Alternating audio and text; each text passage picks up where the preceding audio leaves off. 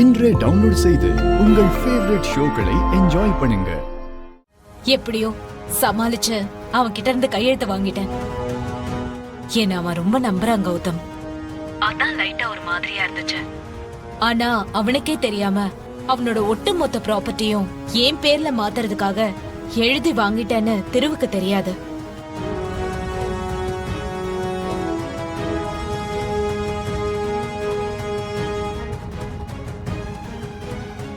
Anyway இனி நம்ம வாழ்க்கை வேற மாதிரி இருக்க போகுது கௌதம். ஒரு வழியா எல்லாமே ஸ்மூத்தா முடிஞ்சிருச்சு.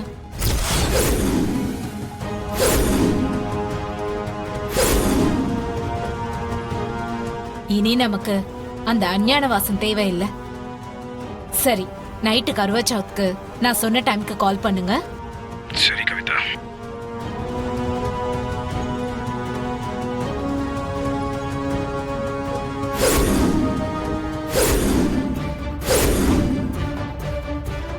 ஐயோ, இவன் இங்க என்ன பண்றான்? ஒருவேளை நம்ம கௌதம் கிட்ட பேசுறதை இவன் கேட்டிருப்பானோ?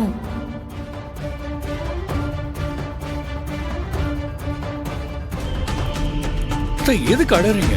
உங்களுக்கு ஒன்னும் அடிபடலையே. அதெல்லாம் ஒண்ணும் இல்ல தெரு. எதுக்கும் ஹாஸ்பிடல் போலாம், கிளம்புங்க. வேண்டாம் தெரு, விடு. அதான் அடிபடலன்னு சொல்றேன்ல. அப்புறம் ஏன் அத்த அடறீங்க? டாக்குமெண்ட் எல்லாமே போச்சு. ஆனா கவிதா எப்படி விழுந்தானே தெரியல. எனக்கும் தெரியல. ஆனா ஏதோ எண்ணெயில கால வச்சு வழுக்கி விழுந்த மாதிரி இருக்கு. இல்லையே, அங்க ஒன்னும் ஆயில் இருக்கிற மாதிரி தெரியலையே. நீ சரியா கவனிச்சிருக்க மாட்டேமா? இங்க என்னெல்லாம் ஒண்ணும் இல்லையே. நடந்து வரும்போது கவனமா இருக்கணும். பதட்டமா இருந்தா இப்படிதான் ஸ்லிப் ஆகும். அதெல்லாம் ஒண்ணும் இல்ல, எனக்கு கால் வழுக்குச்சு. என்ன இது, கால் ஸ்லிப் ஆகி விழுந்திருக்கானா? என்னவா இருக்கும்? இல்லம்மா, நான் தான் சொல்றேன்ல, ஏதோ என்ன மாதிரி வழுக்குச்சு. இல்லனா எனக்கு இந்த அளவுக்கு பேலன்ஸ் போயிருக்காது. நான் விழுறப்ப சுத்தமாவே எனக்கு பேலன்ஸ் போயிடுச்சு. அதனாலதான் கண்ட்ரோல் இல்லாம அப்படி விழுந்துட்டேன். சரி, எப்படியே விழுந்த விடுங்க. இப்ப என் பேப்பர் எல்லாம் போச்சு. எவ்வளவு அழகா பிளான் பண்ணி திருக்கிட்டு அந்த டாக்குமெண்ட்ல சைன் வாங்க, எல்லாமே இப்ப நாசமா போயிடுச்சு. இனி எல்லாமே எனக்கு தானே இருந்த விஷயம் இப்படி ஆயிடுச்சு. நான் எப்படி இவ்வளவு கேர்லெஸ்ஸா இருந்தேன்? கவிதா, உனக்கு ஒண்ணும் ஆகலல்ல, அது போதும். இது வெறும் டாக்குமெண்ட் தானே, போனா போகுது, விடு. வா, இவ்வளவு சாதாரணமா சொல்றீங்க?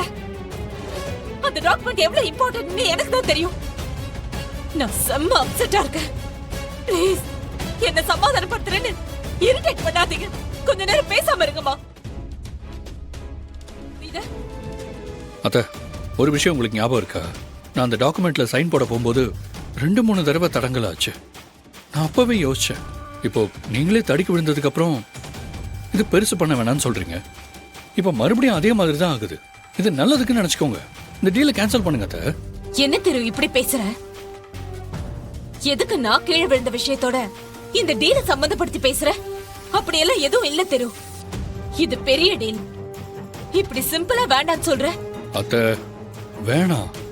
ஒரு டைம் நடந்தா அதை யதார்த்தமா எடுத்துக்கலாம். இன்னொரு தடவை நடந்தா அது கோஇன்சிடென்ட். இப்படி சொல்லிக்கிட்டே போலாம்.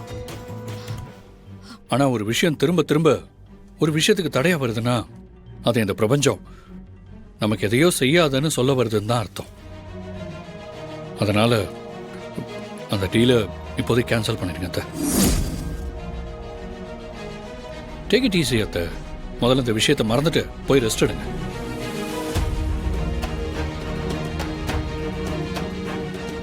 பாத்தியா கவிதா, திருவே சொல்லிட்டான்.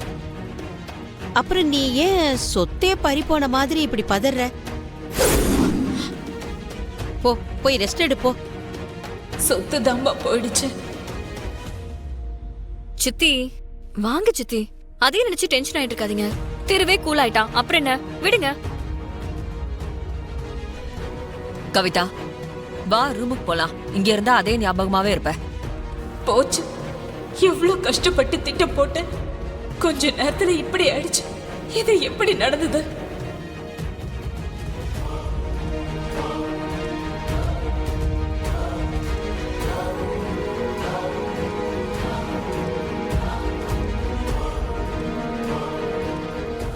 இது எல்லாத்துக்கும் காரணம் மகா அந்த வம்சாவழி விளக்கை ஏத்துனதுதான். நான் அப்பவே பயந்தேன். அப்படியே நடந்துருச்சு. எப்படியோ தலைக்கு வந்தது தலைப்பாகையோட போயிடுச்சு அப்படின்னு சந்தோஷப்பட்டுக்க வேண்டியதான். வசுந்தரா, நீ என்ன நினைக்கிறன்னு எனக்கு புரியுது. தயவு செஞ்சு இப்ப நடந்த விஷயத்துக்கும் அந்த விளக்க மகா ஏத்துனதுக்கும் கம்பேர் பண்ணி மறுபடியும் ஏதாவது பிரச்சனையை ஆரம்பிக்காத. நான் ஒன்னும் பிரச்சனைய ஆரம்பிக்கலைங்க. இன்னும் பொழுது சாயல, அதுக்குள்ள இப்படி ஆயி போச்சு.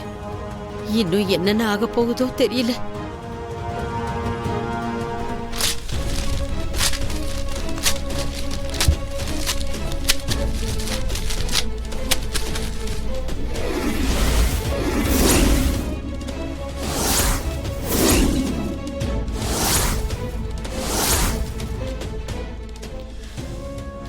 கவிதா, நீ திருவோட ரூமுக்கு போய் சைன் வாங்கிட்டு வந்திருக்க. திரும்பி வரப்போ எப்படி தெரியாம கால் ஸ்லிப் ஆகி கீழே விழுந்திருக்க. எனக்கு என்னவோ நீ வழுக்கி விழுந்ததுக்கு காரணமே அந்த வேலைக்காரியா இருக்குமோன்னு சந்தேகமா இருக்கு. என்னக்கா சொல்ற? எப்படி? ஆமா கவிதா, நான் சொல்றதுல உனக்கு நம்பிக்கை இருக்காது. ஆனா நான் நினைக்கிற மாதிரி நடக்கிறதுக்கு வாய்ப்பு இருக்கு. இதுக்கு காரணம் அவதானு என் மனசுக்கு தோணிக்கிட்டே இருக்கு. இங்க பாரு, காலையில இருந்து நடக்கிறது எதுவுமே சரியா இல்ல. மாலை வந்து தானா அவ கழுத்துல விழுகுது. நம்ம குடும்ப விளக்க அவ ஏத்தி வச்சிருக்கா. அப்புறம் இப்ப நீ கீழே விழுந்தது. அவளை இந்த வீட்டை விட்டு அனுப்பாத வரைக்கும் நமக்கு பிரச்சனை தான். திரு கிட்ட சைன் வாங்குதோ இந்த சொத்து முழுக்க ஏன் பேருக்கு வந்துருச்சுன்னு சந்தோஷத்துல மிதந்த. ஆனா ஒரு 5 நிமிஷம் கூட அது நிலைக்கல. எல்லாத்துலயும் மண்ணள்ளி போட்ட மாதிரி நடந்துருச்சு.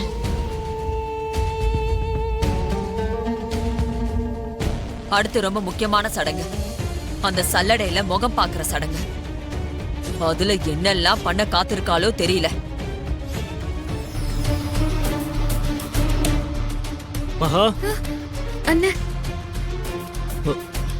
நீதான் என்னைய கொட்டினியா? ஆமா அண்ணே, தெரியாம பண்ணிட்டேன். ஆனா இப்படி ஒரு தப்பு நடக்கும்னு நான் நினைச்சு கூட பார்க்கல அண்ணே. எல்லாமே என்னாலதான். சரி சரி, நீ அதை நினைச்சு வருத்தப்படாத.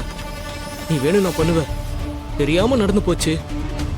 நல்ல வேலை, யாருக்கும் பெருசா எந்த டவுட்டும் வரல. இதை மட்டும் நீதான் பண்ணனு யாருக்காவது தெரிஞ்சிருந்தது, அவ்வளவுதான் பெருசா இன்னொரு பிரச்சனை ஆரம்பிச்சிருக்கும்.